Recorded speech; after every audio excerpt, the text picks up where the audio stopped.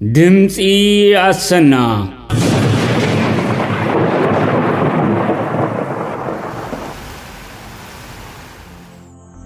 زي خبر سلام تنابصحكم كبرات هاتات دمص السنة كما يتوعلو ابناي لومي قدام 28 حمله مدبنا فلما زينا قصيلنا دما بزعبا ጉዳይ ኤርትራን ኢትዮጵያን ምስ ኣብ ሓርነታው ቃልስ ሰንከለ ገዲም ተጋዳላይ ተስፋንኬል አብርሃ ወድ ጥሮታ ናይ ዝገበርናዮ ዝርርብ ቀዳማይ ክፋል ከነቅርበልኩም ኢና ፈለማን በአር ዜና ከነቀደም በርእስታቱ ክንጅምር ፕሬዚደንት ሶማሊያ መሐመድ አብዱላሂ መሐመድ ናይ 3 መዓልታት ምብጻሕ ንምፍጻም ሎሚ 28 ሓምለ አስመራ አትዩ قدامي منيستر إثيوبيا دكتور أبي أحمد كساب حجي مس إسياس بزعبا دوب أي تزاربنا نكبل نتي إسياسن شفرون كابزبي إرترا كحبو وزدولي زلو حقي أب أمريكان إثيوبيا وين أبزهابا مجلسي أجهدو قدامي منيستر إثيوبيا أب أمريكا أبزلو الأوان مسمرحتي عسران شدشن تقامتو الدبات تراخبو حتتاتهم بزرزر مليسو حزب تግራይ ሎሚ ኣብ መቐለ ንሰላም ኤርትራን ኢትዮጵያን ዘለዎ ደገፍ ንምግላጽ ሰፊሕ ሰላማዊ ሰልፊ ኣካይዶ ዜና በዝርዝር ፕሬዚደንት ሶማሊያ መሐመድ አብዱላሂ መሐመድ ናይ 3 መዓልታት ምብጻሕ ንምፍጻም ሎሚ 28 ሓምለ አስመራ ከምዝኣተወ ማዕከን ዜና ስርዓት ግደፍ ሓቢሮም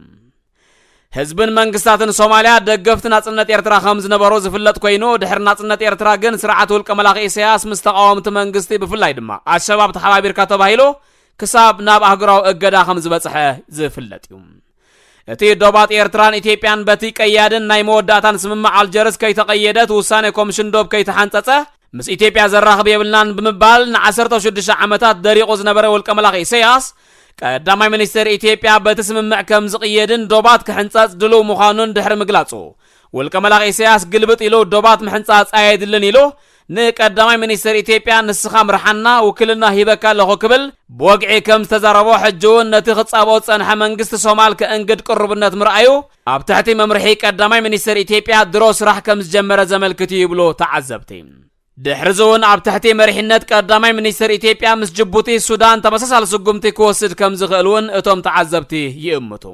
እዚ ሁሉ ኢሳያስ ብኢደወነኑ ዝገብሮ ዘሎ ዕንደራው ተግባር ልዕላውነት ኤርትራ ብቃልን ብግብርን ተጣሒሱ ከም ዘሎ ዘመልክት ይኽብሉን ይገልጹ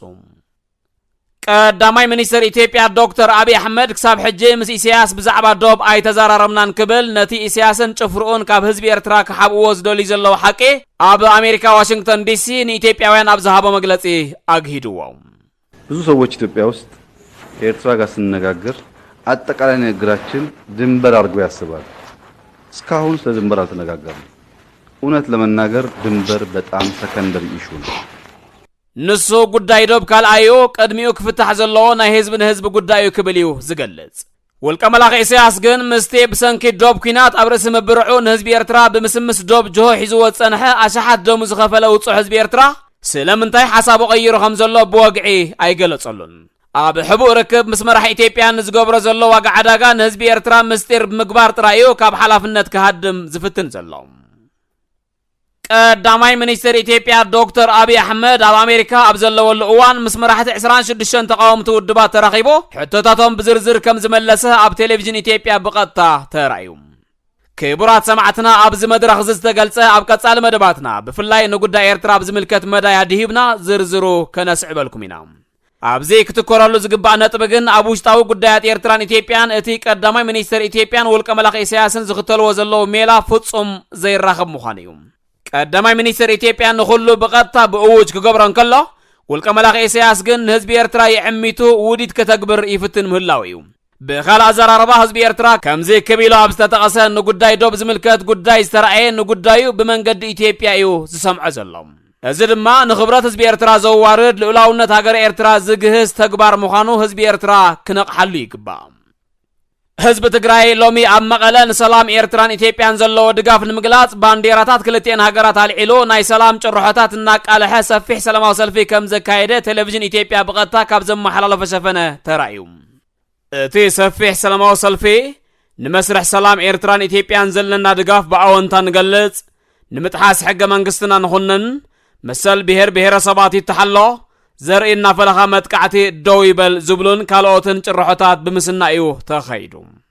ኣብታ አጋጣሚ አቦ ወንበር ህወሓትን ምክትል ርእሰ ምምሕዳር ክልላዊ መንግስቲ ትግራይን ዶክተር ደብረጽዮን ኣብ ዘስብዖ መደረም ብደምና ዘምጻና የሃገር ሕጅውን ብሓድነትና ከነውሕሳ ይግባእ ብሔራዊ መጥቃዕቲ ብፍላይ ኣብ ልዕሊ ተጋሩ ዝግበር መጥቃዕቲ ክውገዝ ይግባእ ነዛ ትማሊ ብደምና ዘምጻና የሃገር ሕጅውን ብሓድነትና ከነውሕሳ ይግባእ ነዚ ኩሩዕ ወናኒ ታሪኽን ጅግንነትን ዝኾነ ህዝቢ ትግራይ በቶም ትማሊ ዝሰዓሮም ሃሳት ሕጅውን ብውሽጥን ብግዳምን ዝግበረሉ ዘሎ ተንኮላት ብንቕሓት ምስ ኩለን ብሔረሰባት ተሓቋቂፉ ክምክቶ ይግባእ ኢሉ ዶክተር ደብረጽዮን ብተወሳኺ ህዝቢ ትግራይ ሓለፋ ዝኸፈለ እምበር ሓለፋ ዝሓተተ ህዝቢ ኣይኮነን እቲ ሓደ ለማኒ እቲ ሓደ ድማ ተለማኒ ዝኾነሉ መድረኽ ኣይቅበልኒዩ ዘለና እዋናዊ ኣማራጺ ወይ ተሓባቢርና ምስጓም ወይ ድማ ምብትታን እዩ ኢሉ ዝረባረብ ህዝቢ እዩ ብቐጻሊ እውን ክረባረብ እዩ ሓድነት ሃገርና ዝረጋገጽ ግን ሓዲኡ ዝለዓለ እቲ ካሊእ ወገን ዝተሓተ ዜጋ ሓዲኡ ለማኒ እቲ ካሊእ ተለማኒ ብምዃን ኣይኮነን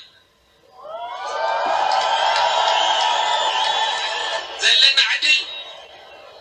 ወይ ተኸባቢርካ ብማዕረ ምንባር ወይ ድማ ምብትታን እዩ ዘርኢና ፈለኻ ዝግበር ዝኾነ ይኹን መጥቃዕቲ ኣብ ዝኾነ ይኹን ይፈጸም ኩሉ ደላይ ሰላም ልምዓትን ክሁንኖ ተቓሊሱ ስርዓት ከሕግዞን ይግባእ ኣብ ዘዋን እዚ እቶም ስርዓት ከብርሶ ሕድግ ዝብሉ ዘሎ ወገናት ናይ ኩሉ ሽግር ምኽንያት ምስ ትግራዋይ ምትእስሳር ዝቐለለ ኮይኑ ተረኺቡሎም ኣሎ ኣባ ኾበራ መነልዕሎም ተዝበሃሉ ዝህብዎ ምላሽ ንምድማቱ ኣየጸግምን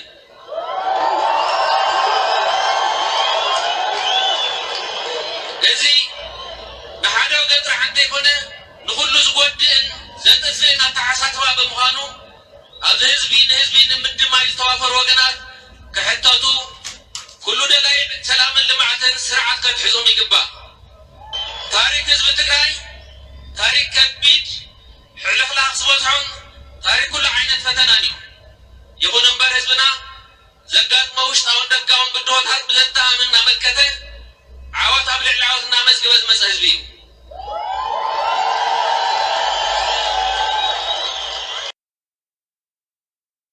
ንሱ ብተወሳኺ መንግስቲ ትግራይ ህዝቢ ትግራይ ንዘለዓለም ሕቶታት ንምምላስ ቆሪፁ ተላዒሉ ከም ዘሎን ምስ ኩለን ብሔር ብሔረሰባት ኢትዮጵያ ብምትሕብባር ድማ ሃገራዊ ዕቤት ከውሕዝ ተበጊሱ ከም ዘሎ ገሊጹ ዶክተር ደብረጽዮን ነዚ ናይ ሰላም ርክብ ኤርትራን ኢትዮጵያን ኣመልኪቱ ክገልጽ እንከሎም ህዝቢ ትግራይ ንምኽባር ናጽነት ኤርትራን ኢትዮጵያን ኣብ ሳሕል ባርካን ተሰዊዑ እዩ ንልኡላውነት ሃገር ኤርትራ ንምውሓስ ድማ ምስ ኩሉ ብድሆታት ተጻዊሩ መኪቱ እዩ ብምባል ንተበግሶ ናይ ሰላም ጻውዒት ናይ ቀዳማይ ሚኒስተር ዶክተር ኣብን ንተበግሶ ኢሳያስ ኣፈወርቅን ዘለና ክብሪ ክንገልጽ ንፈቱ ክብል ጠቒሱ ዶክተር ደብረጽዮን ብተወሳኺ ነዚ ናይ ክልቲአን ሃገራት ናይ ሰላም መስርሕ ንምዕዋት ዝከኣለና ክንሰርሕ ኢና ሰላምና ውሑስን ቀጻልን ንክኸውን ድማ ህዝቢ ኤርትራን ኢትዮጵያን ክራኸብ ብፍላይ ድማ ህዝቢ ትግራይን ኤርትራን ህዝቢ ዓፋርን ኤርትራን ተቐራሪቡ ክላዘብ ይግባእ ክብል ገሊጹ ከም ክልላዊ መንግስቲ ትግራይ ድማ ምስ ኤርትራ ተራኺብና ንሰላም ዘለና ቅርብነት ንረጋግጸሉ ባይታ ብዝግባእ ተራና ኸነበርክት ቅሩባት ኢና ክብል ብተወሳኺ ገሊጹ ዶክተር ደብረጽዮን ንህሉ ኩነታት ብምምልካት ኣብ ናይ ዶክተር ኣብይ ኣሕመድ ሰልፊ ንዘጋጠመ ነትጉን ናይ ሃንደበታዊ መስዋዕቲ ኢንጂነር ስመኘው በቀለን ጠንቁ ብህፁፅ ተጻሪዩ ናብ ህዝቢ ክቃላዕ ጻውዒቱ ኣቕሪቡ ኣብዚ ናይ ሎሚ ንግሆ ሰፊሕ ሰላማዊ ሰልፊ ህዝቢ ትግራይ ነቲ ኣብ ዝተፈላለየ ከተማታት ኢትዮጵያ ክካየድ ዝቐነየ ሰልፍታት ዘንበልብል ዝነበረ ዘይሕገ መንግስታዊ ባንዴራታት ሸለል ብምባል ሕገ መንግስታዊት ባንዴራ ኢትዮጵያን ባንዴራታት ናይ ኩለን ክልላት ኢትዮጵያን ብምሓዝዮ ነዚ ሰፊሕ ሰላማዊ ሰልፊ ኣካይድዎም ህዝቢ ትግራይ ከም ህዝቢ ኤርትራ ቀንዲ ተግባርን ተጠቃምን ሰላም ክንሶ